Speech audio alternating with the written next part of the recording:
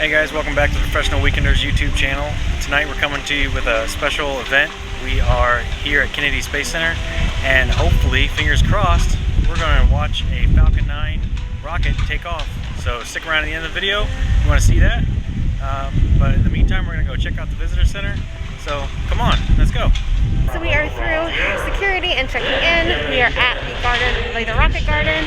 Kind of can hear overhead where we have somebody giving us a bit of a tour over which rockets were in space and when. We are headed over to the bus station to secure our time slot to make sure we can get on the bus to get really close to the rocket launch site. How far are we going to be away from the site? About 3.5 miles, 3.2 miles. Yeah, so we're going to be super close. So hang around and we'll see that rocket launch together.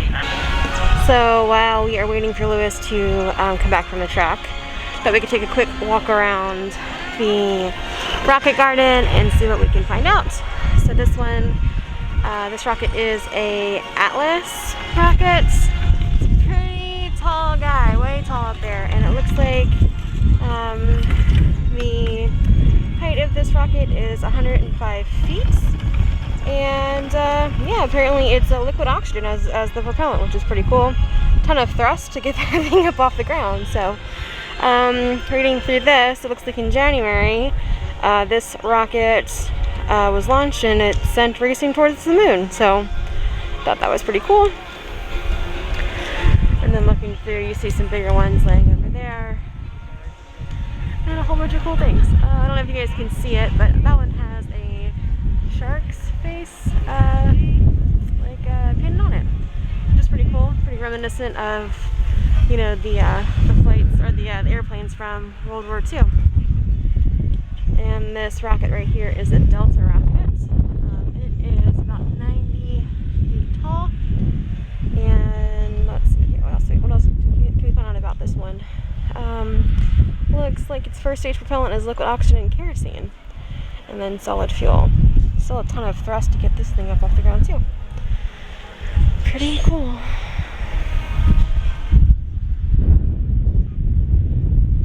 And here at Kennedy Space Center, it looks like they are building another building, yeah. There we go. I guess creating another exhibit. I'm not super sure what's going to be in there yet, but maybe we can find out. Excited to see what's new and what's coming here. Alright, now it's a bit of wayfinding here, and that is where you come in through security, you get your bags checked, you go through the turnstiles, and then as you turn towards your right, you see the Heroes and Legends building. That's the Astronauts Hall of Fame.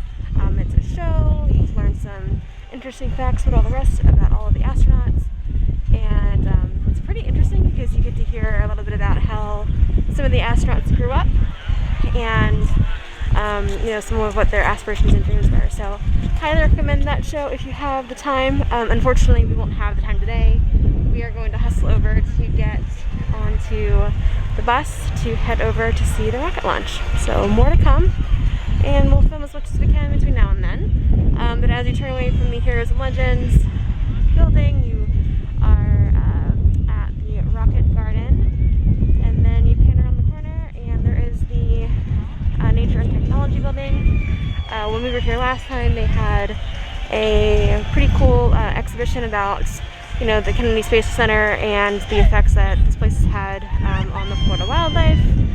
Pretty cool experience if you can check it out. Welcome back. Welcome back. You alright? I'm good. Did you make it? Yeah? Yeah. Alright, so in order to get the special viewing with the rocket today, you have to have daily admission, which is about $60 if you order at the gate. You can get a slight discount if you order online beforehand. And then in addition to that, you need an extra ticket to get on the bus to take you to, in this case, it's the Banana Creek launch site, which is about 3 miles away from the actual launch pad. This additional ticket today costs about $20 plus fees and taxes, about $25 each per person. Now if you come with different rocket launches, depending on what they're doing, how popular of an event it's going to be, and how close or far they allow you to get, it's going to cost different amounts. I know the Falcon Heavies cost quite a bit more for the first depart or to get closer to watch the launch from there. And also, I think the manned missions cost quite a bit more as well. But today it's, like I said, about $20 in addition to your daily admission ticket. Right, yeah. And so if you're not willing to pay the extra money for the ticket or for the bus ticket today, you can actually watch all these rocket launches for free. There are plenty of viewing spots along the freeway as you drive out here towards Cape Canaveral, past Titusville. That's actually where we watched our last rocket launch. Was another Falcon 9. It was the second manned mission to the space station, and we were about 10 miles away from there. But it was all straight across the Intercoastal Waterway, so we had a clear view the entire time. And once before, we'd actually been out here to the Space Center here, the Visitor Center, and had just the free viewing within the park to watch another Falcon 9, which actually got scrubbed. But from the free viewing here within the park, we could not see the launch pad.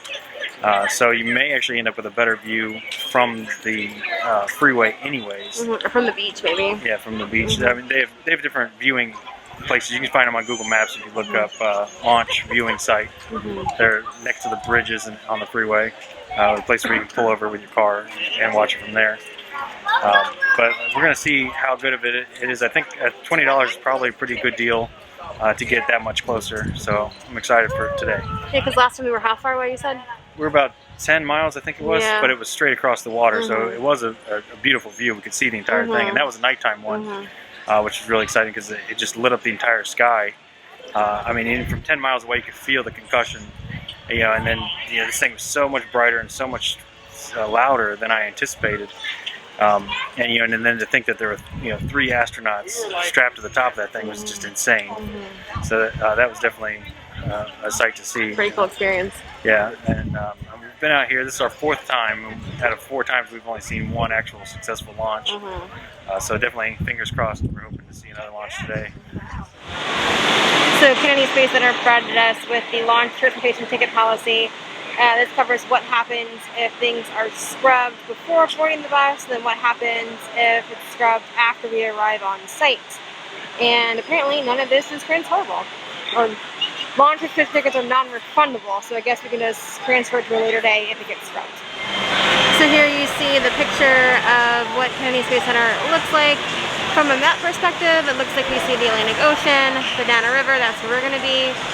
Merritt Island, and then Port Canaveral. I think that's where all the Disney cruises go in and out of.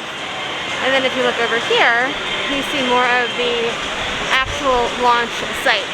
I don't know which one we are going to.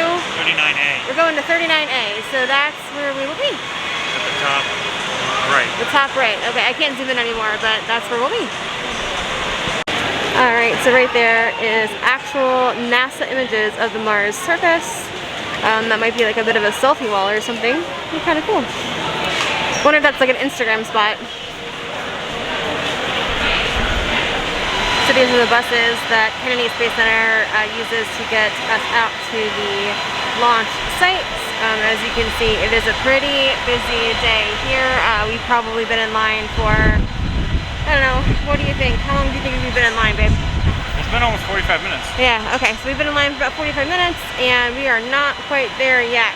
So they do have buses coming by pretty quickly, but it is a bit of a wait. So pack your patience. Alright guys, so we got into the bus. We are waiting to take off to head over to the launch site. And hopefully we'll be there soon. It's still loaded, but we'll be there soon. 78,000 solar panels over there, and this is all about us being able to self-contain ourselves, and someday hopefully we have 4 of these farms already, and someday hopefully we'll be able to sell our power back to Florida Power Light. That would be a lot of fun. Alright guys, so we just got off our bus and we are headed into, I guess, maybe not here, but this looks like it's the Apollo building maybe? Not totally sure. Alright honey, so where are we? We're at the Apollo Center here at NASA. Uh-huh. I have no idea what's inside. We just got here to the Banana Creek launch site, and we got about an hour yet until the launch happens. So saw this here, saw people going in. We're going to go find out what's inside.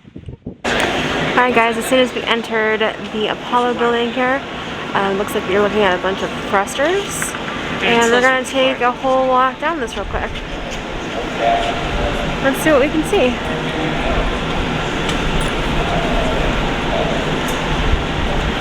So, I don't know much about this. I don't know if it's a replica or if it's like a... It has to be a replica, right? You don't think this is a real rocket? No, this is a real one. Is it? If you go to the Air and Space Museum in Washington, D.C., they have one of these there as well, the same size. Oh, okay. Yeah. This just goes on forever, it seems like. Huh. We will definitely check out the gift shop a little bit later. But this is pretty cool. I have to admit, this is probably the closest I've ever been to a rocket. What about you, Lewis? Yeah, it's crazy is how much bigger this one is than the ones you see out in the rocket gardens. Yeah, good point, good point. This is bigger than the ones that they use for the Mercury missions or the Gemini missions. That, right. You know, I'm not sure if this was part of. I think this is part of the Apollo missions, I guess. Yeah, I'm assuming it's the Apollo because we're seeing all these emblems. This is the Apollo building. I don't know though. Yeah. And then I here's guess a smaller scale model of it. Okay. You can see how large the whole thing is, all the way down to this is the payload down here. Yeah. This small cone here on the end. I'm getting a lot of backlights, you're probably not going to see it very well, but... Okay, and then what's on top is the vehicle escape system, which will allow that top section to abort and escape in case of a failure during the liftoff. Oh, okay. Look at that. So that was stage one that we crossed first. That's just to get us, I think, through most of the atmosphere. And then stage two takes off either in the upper atmosphere or once you get out into outer space to propel the rest of it further. Okay. Very cool. And then what's this piece up here?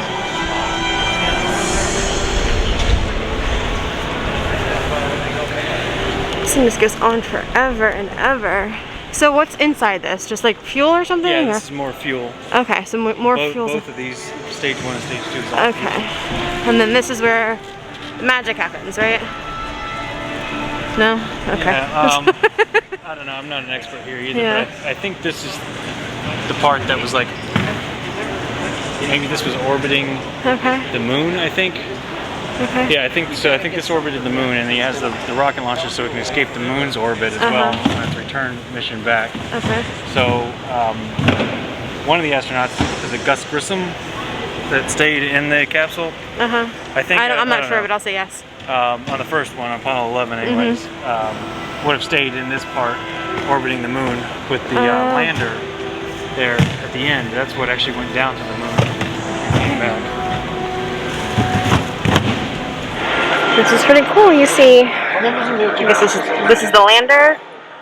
You see the American flag. You see two astronauts. Obviously they're props, but you know, one here and one there. And you see all the footprints. Which is pretty neat. I really appreciate the attention to detail. Yeah, so this is another replica of the lander. Like, so they actually kept real replicas of it because if something were to go wrong at the time of the mission, they would have one here on Earth to help troubleshoot with the astronauts. Yeah, I know they typically build two of everything the same exact way, right? Yeah, and this is actually the second one of these I've seen because, like I said, there's another one in Washington, D.C. as well. Sure. This is pretty cool. All right, let's check out what else is around here. And this is the moon rover, is that right? Is that what you said? Yeah, it's the moon rover. Okay. That's interesting. So again, this is not the actual one that was on the moon, but another replica. Yeah. You can see here they have instructions on how to assemble it once they get it to the moon. Yeah. That's pretty interesting. It's cool that the tires really aren't tires, they're just, you know, metal mesh with some treads on it. Well, that way you don't get it flat, but also too, if you had air in there, obviously it would explode, Yeah. See, this is why I'm not an astronaut, because I would have been like, yeah, just send some good gears up there, it's fine, right? Like, it's fine. Well, that's where that tip I talked about the last time we were here, we didn't mention it on the camera, but that the Americans spent millions of dollars to develop the ballpoint pen to send into outer space. the Russians took a pencil. Yeah. Are you sure? I felt like we debunked that at one point in time. No, that was true. That's true? Okay. Yeah, but they ended up saying, I think when we tried to debunk it, you said something along the lines of that the graphite from the pencils could cause issues with the instruments in space. Yep. Okay.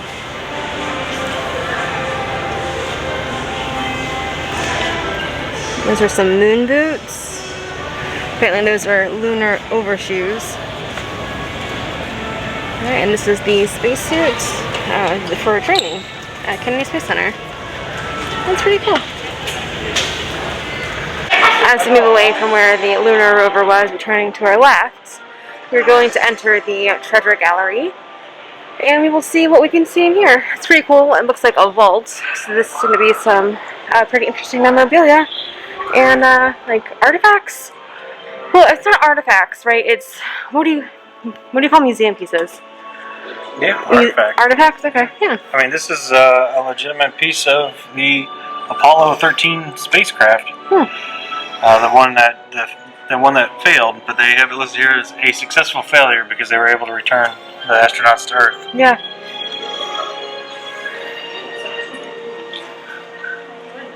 You can see this capsule has definitely been to space. I mean, look at all the char marks. So, are you sure it was actually in space and it wasn't just like an artist rendition of it? No, I think this is legit. Okay. Huh. Apollo 14 capsule. Oops. Sorry. Okay. This really is the Apollo 14 capsule? Oh, yeah, okay, I guess it is. Interesting.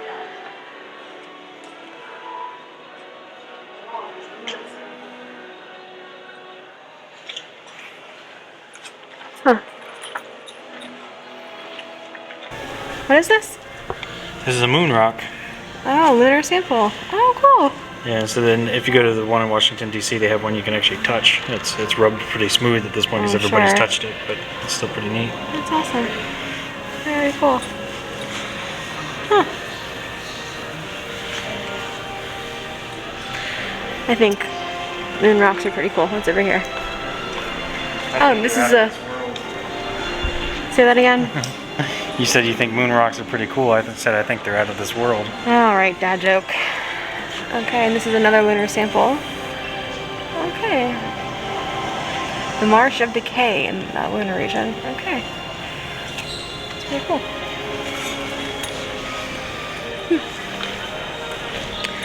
Over here looks to be a flight plan. Let's see the focus. There we go. Wally, Don Waltz, the prime crew for the next manned mission in 1968. It's pretty interesting. Alright, so to walk on the moon, which is pretty cool. Very interesting. And these look to be like different, maybe renditions of them. They have the actual suits right here. Yeah. That's interesting. I think that one looks the coolest. Yeah, it's kind of 50s sci-fi. Yeah, Martian. Yeah. Yeah, I mean, it actually looks like maybe something you'd take to the bottom of the ocean and stick out of space. Yeah, that's a good point.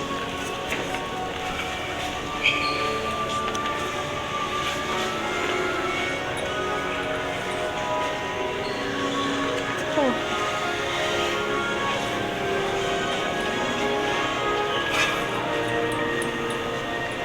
And then this was the Apollo spacesuit. Yeah, this is Alan Shepard's suit. Oh wow. Huh. That's pretty cool. Yeah, so yeah, that was the spacesuit, sure enough. Very cool.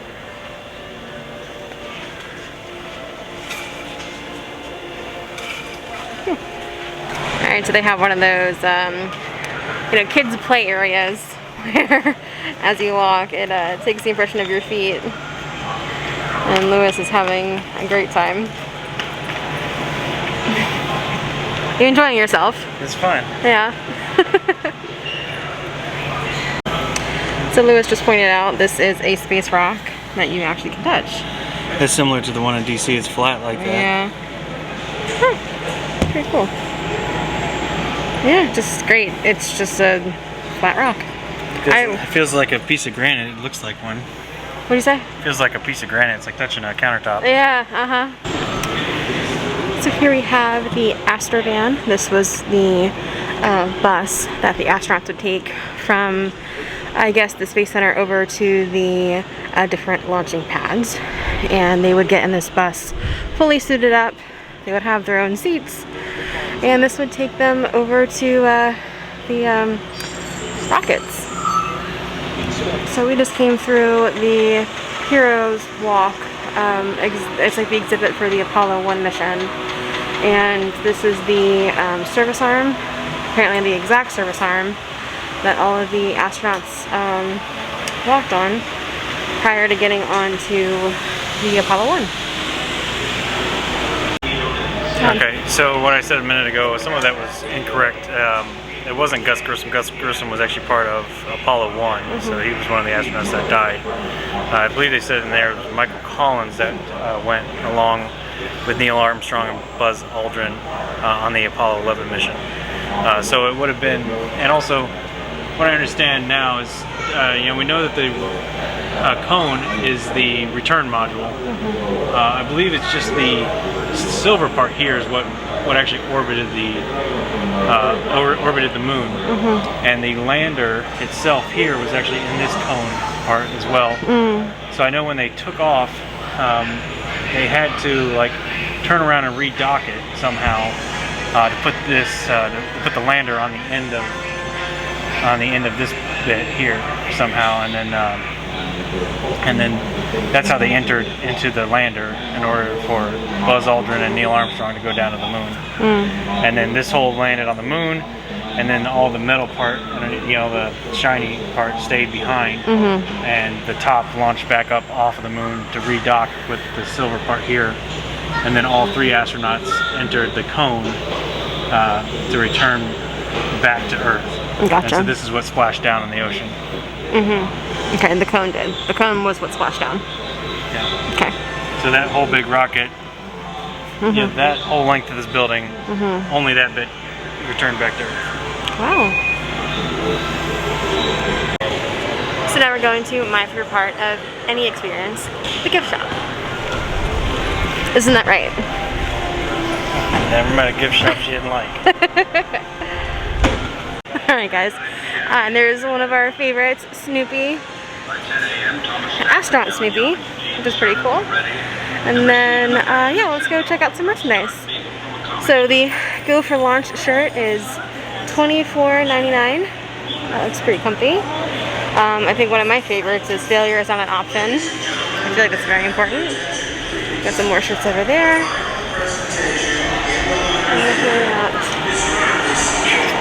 Here is some Snoopy's here. Let's see, Snoopy is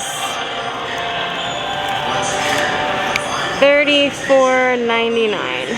Oh, we choose to go to the moon. And that one is $24.99. Okay, pretty cool. I think I might like the faces of the moon a bit better. Same saying, same price.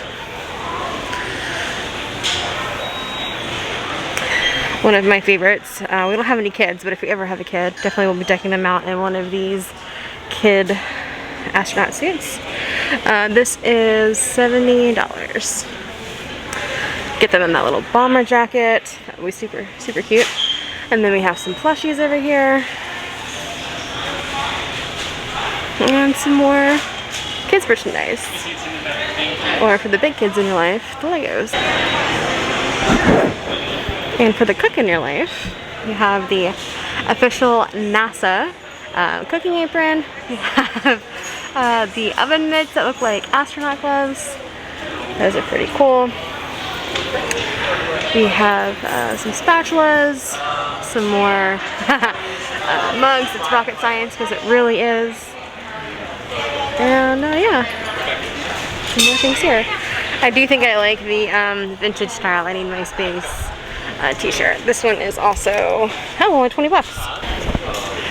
I do think the majority of the merchandise here is a little less expensive than other places that we've been to. I know Disney, you probably can't get a shirt for 20 bucks. And then if you look at the ceiling, and that blue line that's reading kind of white on the camera, it is the path that the Saturn V took to get to the moon. It's pretty cool.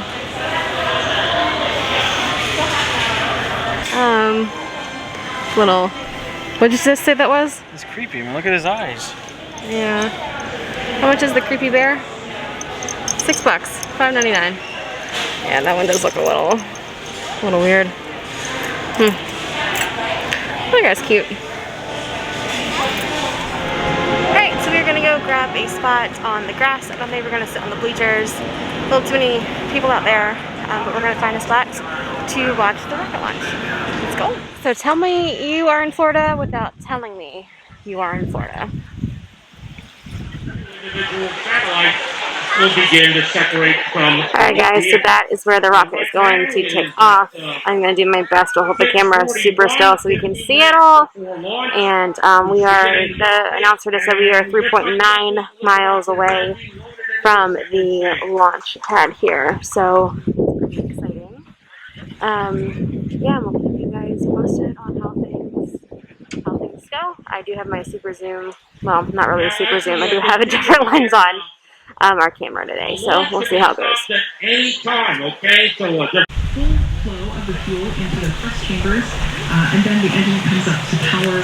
So is this as close as we can get to this thing, or can we get closer still? I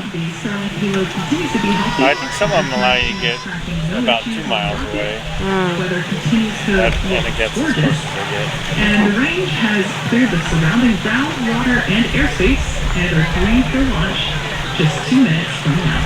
You see all the gas coming out of that tank? We're about 90 seconds of the launch right now. So again, in the 30-second count, you might want to avert your eyes from the display and start looking at the pad if you want to watch the beginning of the flight sequence. Alright, there we go, the call out. The stage 2 launch load is complete. This means that Falcon 9 is now fully loaded with all propellants on both stages.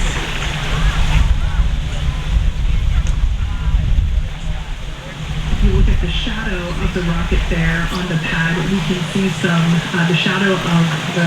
So the again, we're about 1 minute before launch now. At the 30-second mark, again, you might want to start looking more at the pad and less at the jumbotron if you want to watch the beginning of the launch.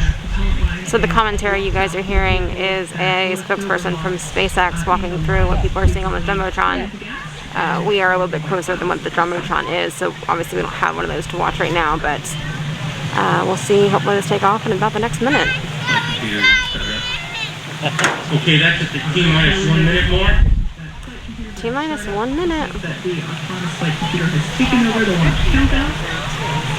And at this point, both first and second stage are beginning to pressurize. Those birds better get out of the way, man. That is the SpaceX 45-second mark. Okay, so start gazing at the pad. Anytime now you can actually see the launch. Again, the screen is delayed. All systems are go. Let's listen in to the terminal count and watch as Falcon 9 takes our stack of Starlink satellites to ride shares. Oh, you see all the clouds? Yeah, there it goes. There we go. Oh my gosh. 9, 8, 7. Yeah, it's already delayed. Notice the countdown, 5, 4, 3, 2, 1. My goodness, that thing is bright. Okay, folks, again, you're going to be hearing the blast in just about 10 seconds, so stand by. Oh my gosh.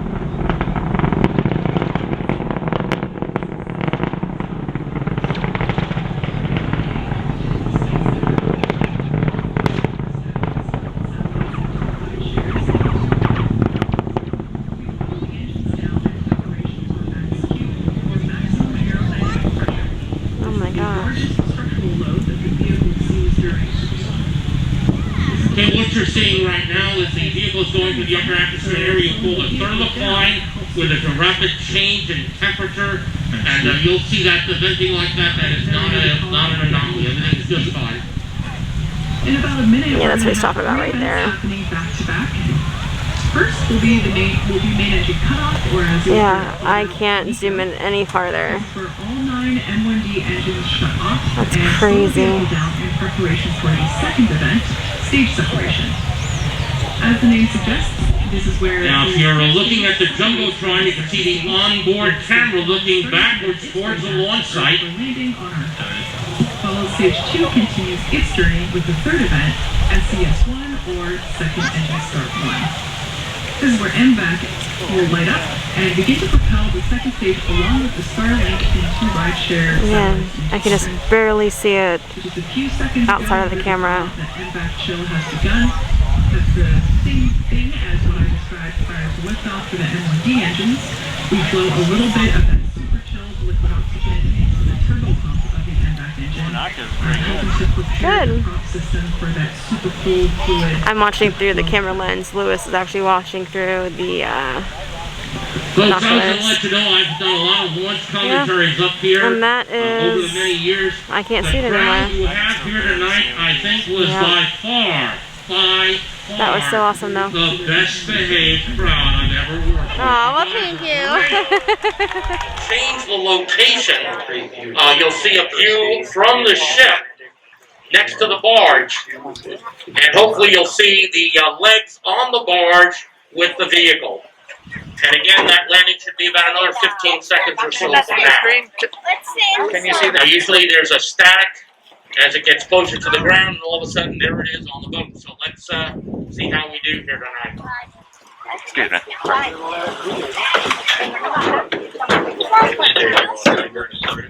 Okay, this is the final berm before the landing. We're very close to the ground right now. Or I should say the ocean.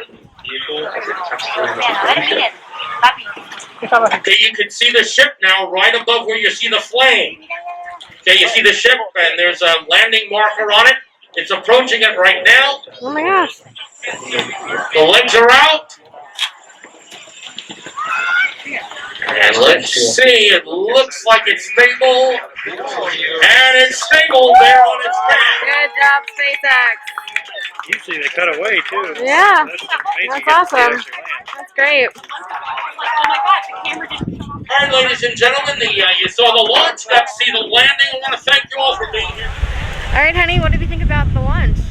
Yeah, I thought it was great. It was a great launch. Everything went super smooth. Really enjoyed coming out here to the Banana Creek launch viewing platform. It's really nice out here because it made the wait before the launch seem to go so fast because we were able to explore the Saturn V at Apollo Center. Now, definitely, I think the one that we saw the last time we didn't film, but it was at nighttime. I definitely 100% prefer the nighttime launches. You can see the rocket so much clearer at night because it's lit up so much. And I think it's a little bit more exciting at night too. Yeah, it's much more exciting at night. But this was still very nice. If you're only out here and you happen to be lucky enough to have a launch, day or night, I would take that opportunity 100% of the time. Sure. All right. So we're going to head on out, go to the bus, and see what else we can see maybe at the Space Center before we head home. Sound like a plan? Yeah. All right, let's do it. All right, guys. So your pro tips for the day for Kennedy Space Center rocket launch day. I would say number one, if you can, bring your binoculars. These things I think are 50x zoom. So I was able to see it much longer with these binoculars than most people sitting here on the ground could. And I think that gave me an overall better experience. You can see it much more clearly. It's amazing how good these binoculars actually work.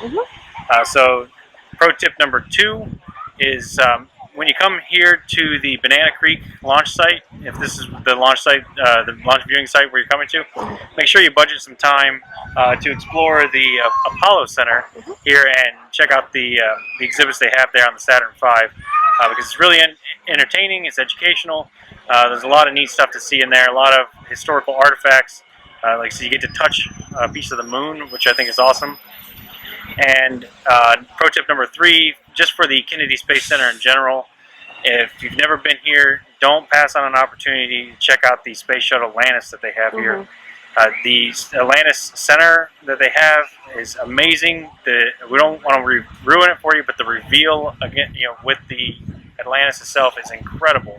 Yep. And definitely, I can't highly recommend that enough. Must see on your trip here to Kennedy Space Center. So that's your pro tips for the day. And we will link the description for those binoculars down below. And I definitely agree with Lewis on the Atlantis shuttle. I get emotional every time I watch it. I'm an emotional person anyway, but definitely 100% emotional when we see that every time. Alright guys, well that's going to do it for us here today at Kennedy Space Center. We saw an amazing rocket launch. Our Falcon 9 rocket took off and launched 52 Starlink satellites. So that was a great time. We got to go around and explore the museum some more. Saw the Apollo Center, which we'd never been to before. I think you can only get there with one of these bus trips. So it was a fantastic time. Now the sun is setting over another beautiful day here in Florida. So we're going to head on out and try to get something to eat. And we'll see you next weekend.